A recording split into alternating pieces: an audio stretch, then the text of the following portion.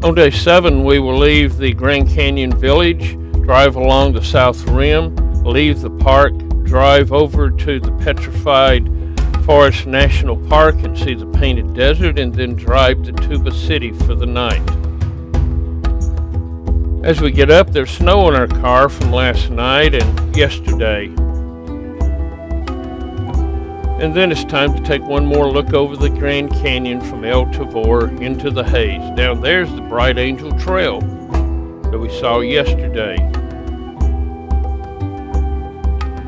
As you can see, it's pretty hazy this morning over the canyon, but it'll clear off. We'll be leaving the canyon now. Yesterday we looked in this area, and today we'll be driving along the Grand Canyon in this area.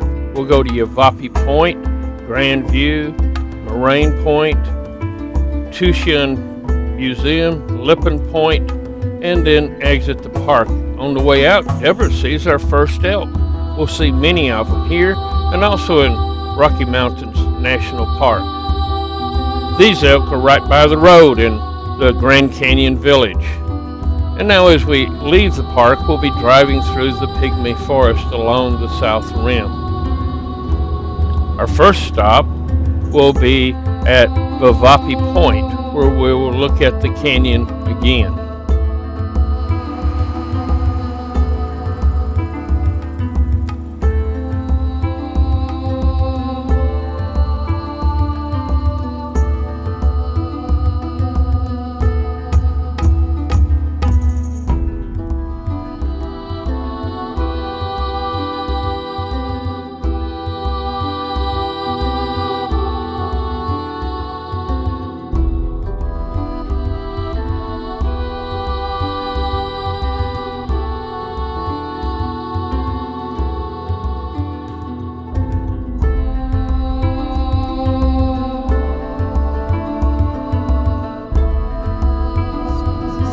Get in our car and head on along the road as we stop at the Visitor Center and take a look at Mather Point.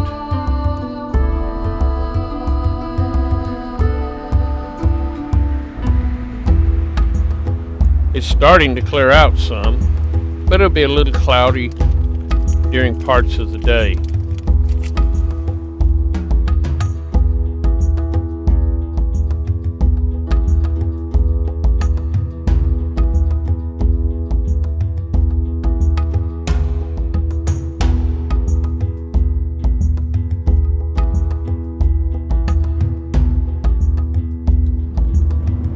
As we drive on along to our next point, you can see that snow is still on the ground in much of the woods. Our next point that we will be stopping at is Grand View. There used to be a hotel here. Here we are 7,399 feet above sea level, and as the sun shines, you can see the beautiful colors of the canyon. These little puddles you see on the top of this rock have life forms in them that are only there and come out when the rain comes and live and sister in dry weather.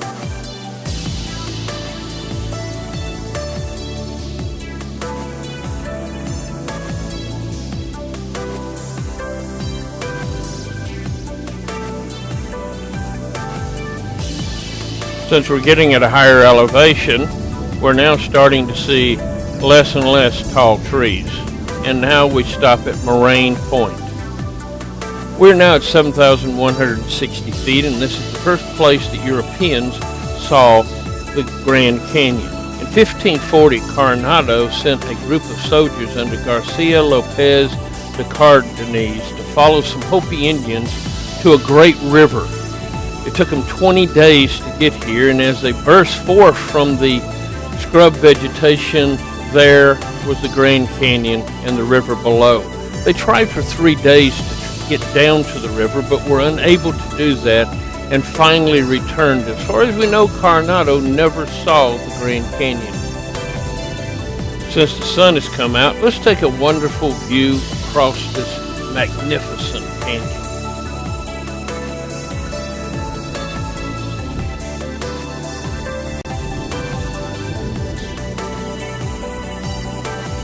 Colorado River looks pretty small down there, but it's over 350 feet across, longer than a football field.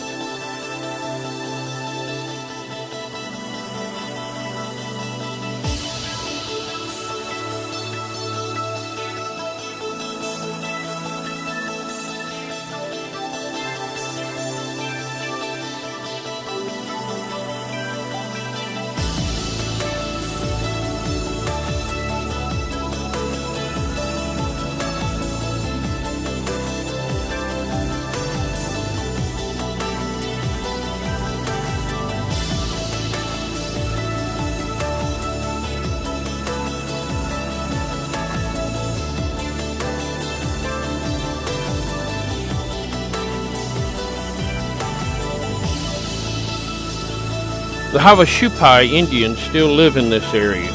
It means the people of the blue-green water. They lived in the bottom of the canyon during the summer, and then in the winter they moved up onto the rim of the canyon. They grew crops, but were mainly hunter-gatherers, and still have villages in the area today.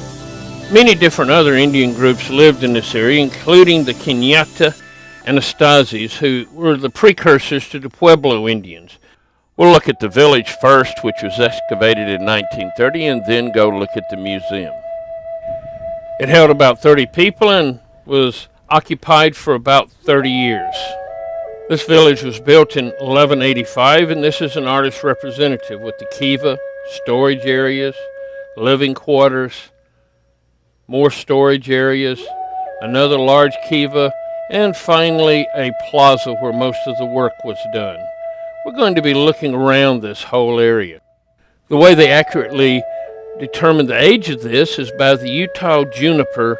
Its tree rings are so specific from year to year, they change so dramatically with drought that you can compare it over centuries. And so let's get started. First, we'll be looking in the living quarters.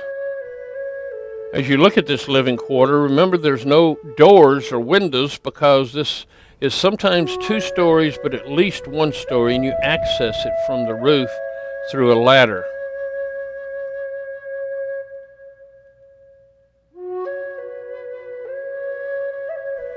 Next, we'll be going to the storage areas, small little rooms accessed again by ladders to store things in.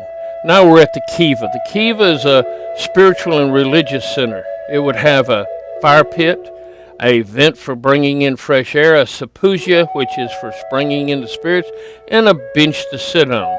It would then be like this, raised above the ground. Most were below the ground, but you can't dig into the ground here. And so we see this.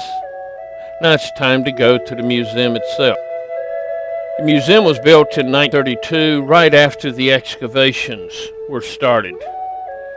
The ancestral Puebloan, the Kenyatta and Astasi, were here between 7,000 and 500 BC and then just kind of disappeared. They grew crops in their garden. They had jewelry made out of shells and stones, and they even split sticks and made toys for the Next came the Havasupai Indians in 1300 to the present. Again, they lived on the floor of the canyon during the summer and up on the rim during the winter. Also about this time, the Hopi came along and are still here today. They raised corn and other crops here and lived in homes and had a great artwork and, of course, their dolls that they used for their various ceremonies. We'll be looking at the Pueblo dwellers more when we get to Mesa Verde. In fact, we'll spend an entire day looking at them. In the museum is also a bookshop that you can buy books and a gift shop where you can buy gifts. And then it's time to go outside and look one more time at the pygmy forest here on this high elevation and the juniper that make up the majority of it. And these are fruit from the juniper tree.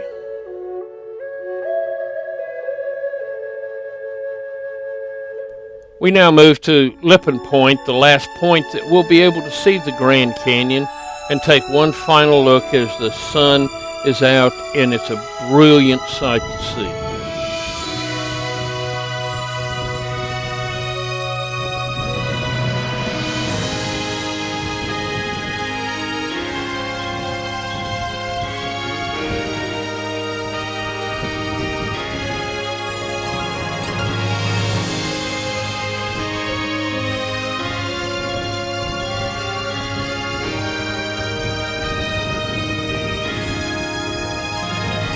Over there in the distance beyond the rim, you can see the Painted Desert. We'll be driving through it in a not too distant future. And the little cliffs there at the bottom, that's the Little Colorado River Gorge. We'll be stopping there along the way also. Let's take a few spectacular looks again at this beautiful sight.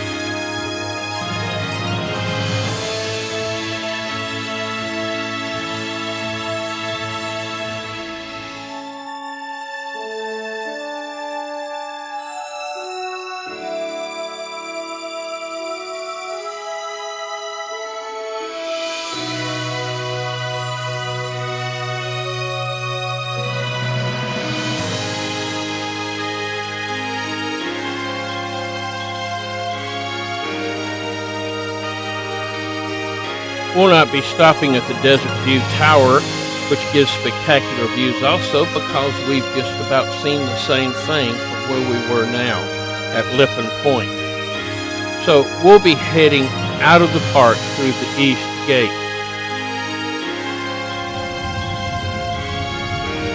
As we leave the Grand Canyon National Park through the East Gate, we have a lot still to do. We're going to stop at the gorge of the Little Colorado River, which is Navajo Indian Park, then drive all the way across the state to the Petrified Forest National Park, and then drive halfway back to Tuba City where we'll spend the night. It'll be after dark before we get in.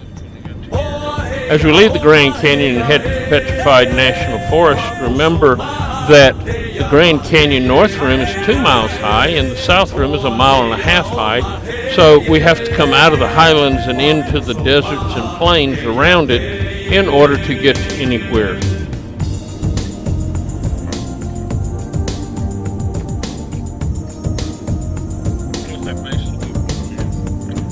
The Little Colorado River is 275 miles long through mostly Navajo Indian Reservation, and it makes its own canyon, not quite as spectacular as the Grand Canyon, and eventually flows into the Colorado River where the Grand Canyon National Park starts. For most of the rest of the day and early tomorrow, we'll be driving through the Navajo Indian Reservation, and there are many places like this where they sell crafts and arts. They're not quite open yet since we're a little bit early for the season.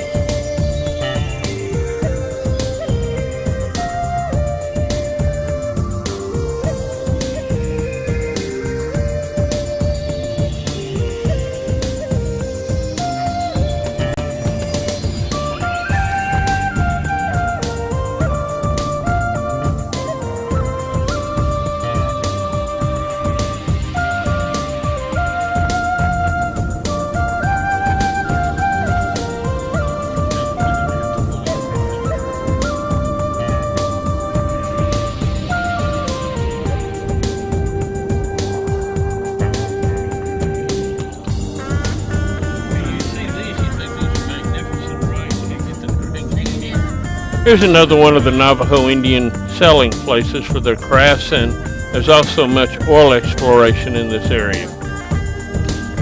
The Little Colorado River Gorge is a Navajo Indian Park, and we'll be visiting it now. As you can see, it creates a canyon just not as big as the Grand Canyon, but you can see it flows into the Grand Canyon at the bottom left. This is one of the many Navajo Indian parks. We'll visit Little Colorado River, the Monument Valley, and Four Corners tomorrow. We'll be staying in Tuba City tonight, all within the reservation, and here you can see where they sell their arts and crafts. At the time we were there, they were filming some kind of movie at the Little Colorado Gorge, and you can see that it's running dry right now, but would be half full when the rainy season comes.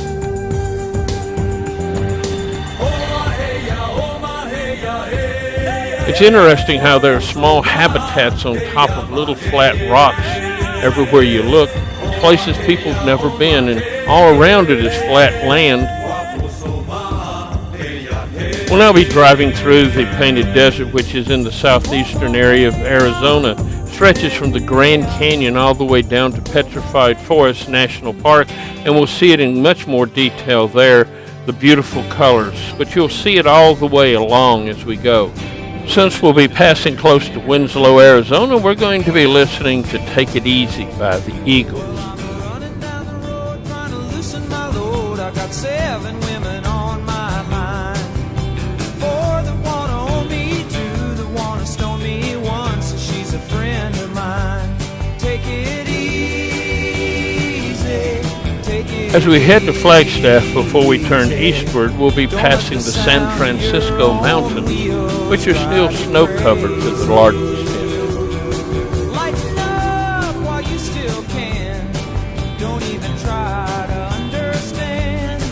Just find a place to make your stand. Take it easy.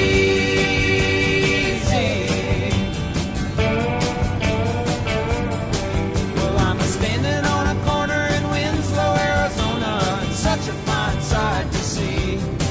It's a girl, my lord, in a flatbed Ford, slowing down to take a look at me. Come on, baby. We stop at a rest area for a few minutes at Winslow, Arizona, and look around the area.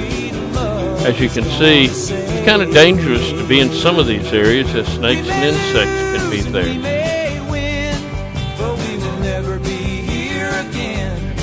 So open up, I'm climbing in. So take it easy.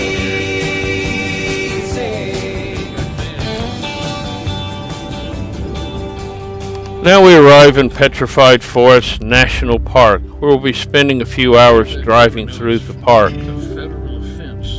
The beautiful colors here are made by the Shinle Formation, which was laid down during the Triassic, and we'll be looking at multiple different colors. Our first stop will be the Rainbow Forest Museum, and then we'll travel across the street to the gift shop.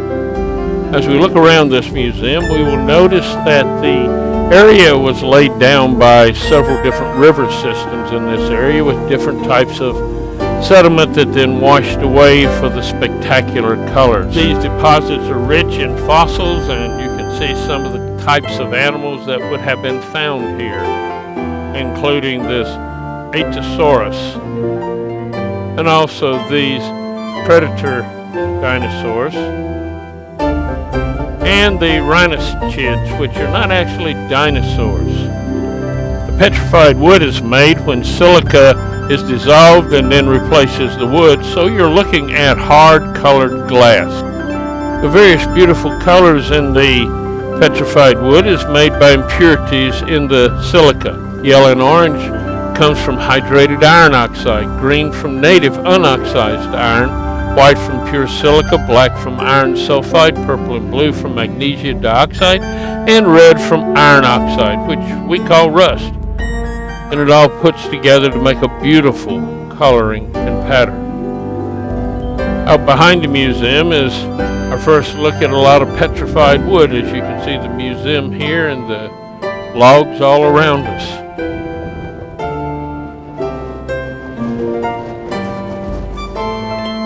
As always, Deborah's out touching.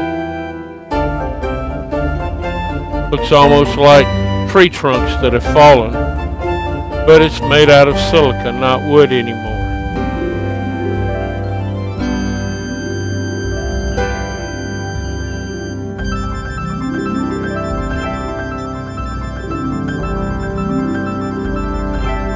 There are examples of petrified wood everywhere. But we are not the first explorers to come and look in this area. People have been coming here for a long time in order to look at this national petrified forest, as you can see from these pictures. Here also we can start to see the Painted Desert.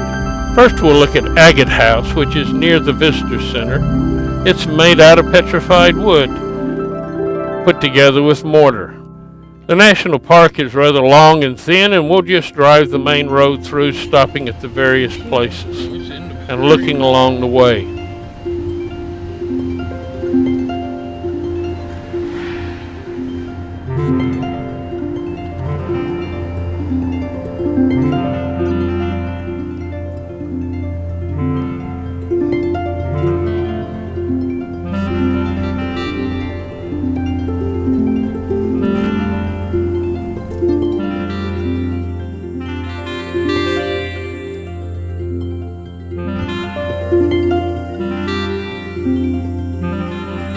Next up, we'll be looking at the Crystal Forest. We'll be taking the trail around the area so that we can see it from various angles. And as you can see, there's petrified wood everywhere. This was an area during the Triassic that had a large forest and now has been petrified.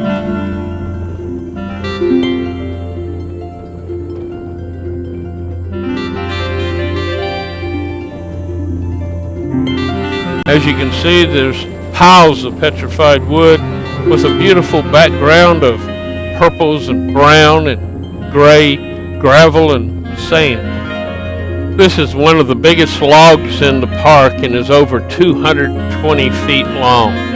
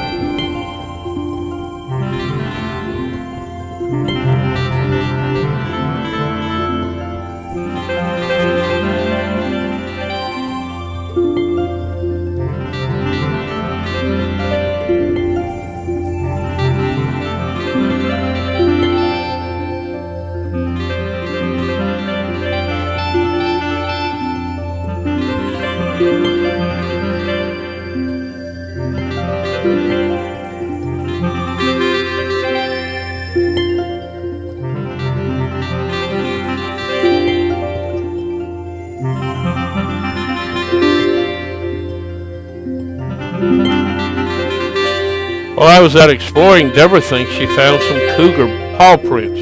It did say to be careful that cougars were in the area. Here's a collared lizard we saw. Is this the Sphinx?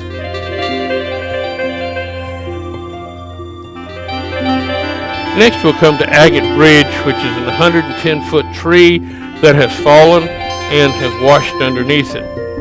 This is the reason the park is here, because visitors who saw this wanted to preserve it and started the movement to get the park here.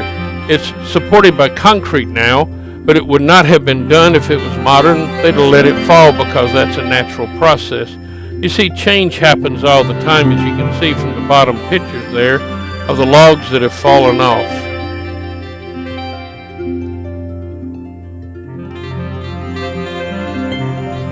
Along a little further, we run into our first pronghorn antelope of our trip. We'll be seeing thousands of them.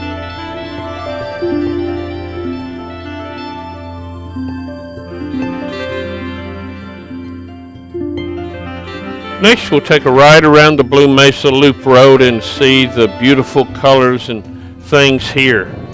This is magnificent and beautiful as we look at it.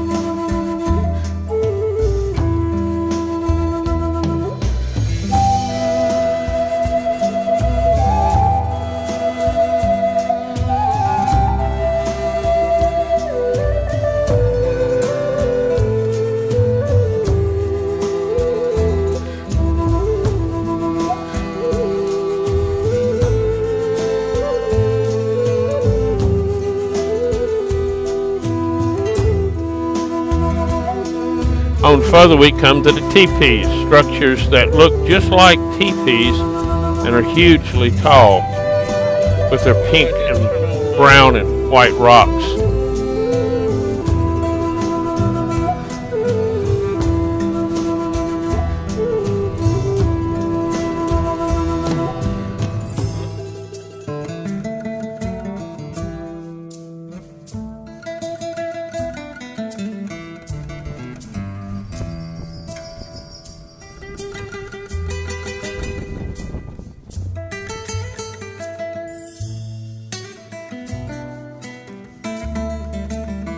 Next, it's time to look around Newspaper Rock.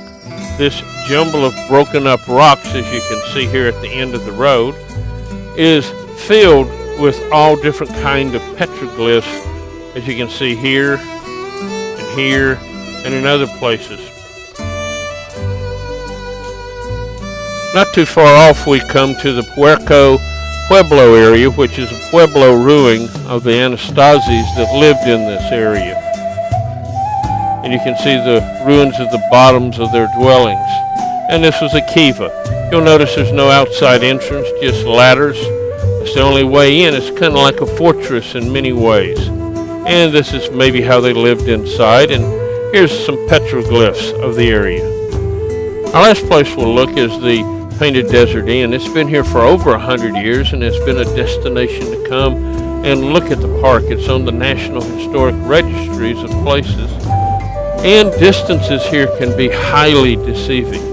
This mountain right here is 7 miles away, but it looks like you could just walk to it. These are views off the terrace at the desert end, and you can see why people would have come here to look at the desert and the painted area. It was made out of adobe, so it fit into the landscape.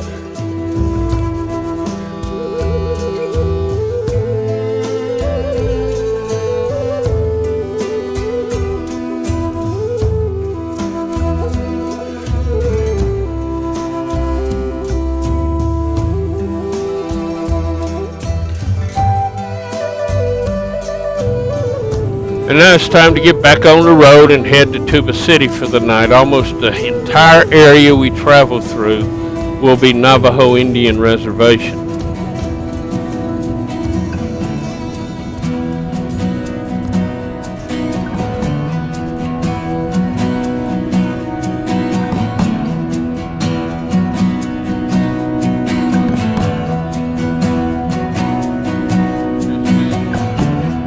Most of this area is open range, so if you hit one of the horses or the cows, you're going to pay for it. So you have to be careful and slow down. They have the right of way.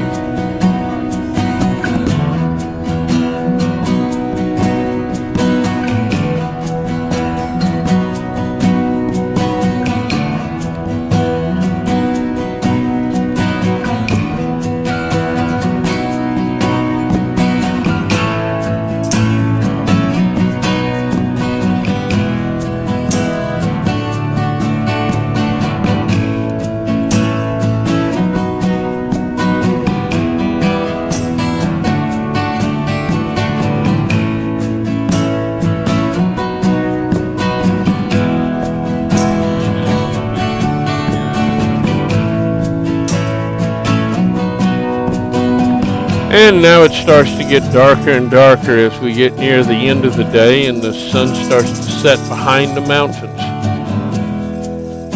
We'll be driving in the night for a while before we get to Tuba City. This is one of our longest days of driving. And we'll be staying at the Quality Inn in Tuba City. And this ends day 7.